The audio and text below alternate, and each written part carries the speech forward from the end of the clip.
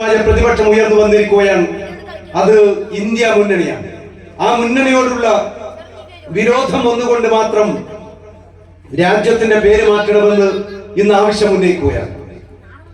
ഈ രാജ്യത്തിന്റെ പേര് മാറ്റണമെന്ന് മാത്രമല്ല, ചരിത്ര പുസ്തകത്തിൽ നിന്ന് മുഗൾ ചക്രവർത്തിമാരുടെ പാരമ്പര്യവും ചരിത്രവും നീക്കം ചെയ്യാനുള്ള ശ്രമം നടത്തുകയാണ്.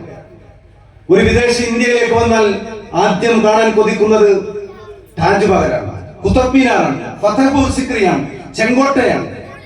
ഇന്ത്യ രാജ്യത്തേക്ക് വന്ന പല വൈദേശിക ശക്തികളും ഈ നാടിനെ ചൂഷണം ചെയ്തവരായി മാറിയപ്പോ അവസാനം വന്ന ബ്രിട്ടീഷുകാർ കോഹിനൂർ രത്നം പോലും ഇന്ത്യയിൽ നിന്ന് നാട് കടത്തി കൊണ്ടുപോയവരായപ്പോൾ ഇന്ത്യയെ പുഷ്ടിപ്പെടുത്തിയത് മുഗൾ ചക്രവർത്തിമാരുടെ സംസ്കാരമാണ്. ആ മുഗൾ ചക്രവർത്തിമാർ മുസ്ലിങ്ങളായിരുന്നു. ആ മുഗൾ ചക്രവർത്തിമാരുടെ പിൻഗാമികളാണ് ഇവിടെയുള്ള മുസ്ലിങ്ങൾ എന്ന് പുതിയ തലമുറ തിരിച്ചറിഞ്ഞാൽ അവരെ രാജ്യദ്രോഹികൾ എന്ന് വിളിച്ച് നാട് കടത്തണം, പാകിസ്ഥാനിലേക്ക് പോകണമെന്ന് പറയാൻ കഴിയില്ല. അതുകൊണ്ട് മുഗൾ ചക്രവർത്തിമാരുടെ ചരിത്രം പഠിക്കണ്ട. ഗാന്ധിവധം ആരും അറിയണ്ട. ഗാന്ധിയെ കൊന്നത് ഗോഡ്സെയാണ്. അത് പഠിച്ചാൽ RSS പ്രതിക്കൂട്ടിലാവും. ഗുജറാത്ത് കലാപത്തിന് നേതൃത്വം നൽകിയത് മോഡിയാണ്.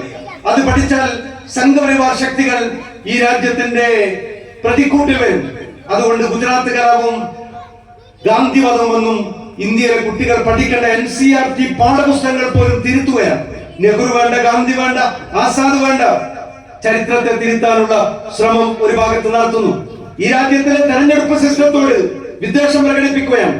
ഞാൻ എന്റെ പ്രിയപ്പെട്ട CPM സുഹൃത്തുക്കളുണ്ടെങ്കിൽ നിങ്ങൾ അറിയണം, BJP ഒരു രാജ്യം ഒരു തെരഞ്ഞെടുപ്പ് എന്ന മുദ്രാവാക്യം വിളിക്കാൻ കാരണം എന്തെന്ന് ചോദിച്ചിട്ടുണ്ടെങ്കിൽ ഈ രാജ്യത്തിന്റെ രാജ്യസഭയിൽ ഇന്ന് വരെ BJPക്ക് ഭൂരിപക്ഷം കിട്ടിയിട്ടില്ല.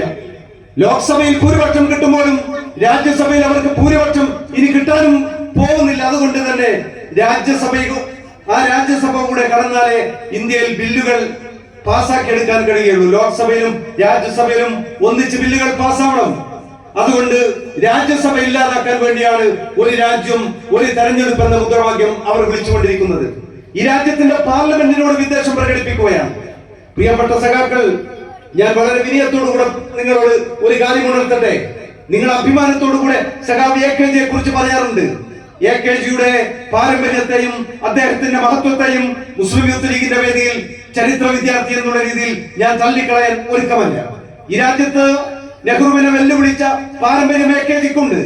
ആ AKജി കാസർഗോഡിന്റെ മണ്ണിലേക്ക് ഒരു ഘട്ടത്തിൽ നെഹ്റു ഇന്ത്യൻ പ്രധാനമന്ത്രിയായ മുടിചൂടാമന്നനായ നെഹ്റുവിനോട് മത്സരിക്കാൻ വെല്ലുവിളിച്ചിരുന്നു. ആ കാസർഗോഡ് അടക്കം ഇന്ന് UDF ആണ് ജയിച്ചിട്ടുള്ളത് എന്നത് നിങ്ങളെ സാന്ദർഭികമായി ഞാൻ ഉണർത്താൻ ആഗ്രഹിക്കുകയാണ്. ആ സഖാവ് AKജി ഇന്ത്യ രാജ്യത്തിന്റെ പ്രതിപക്ഷ നേതൃനിരയിൽ ഇരുന്നിട്ടുണ്ട്. അദ്ദേഹത്തെ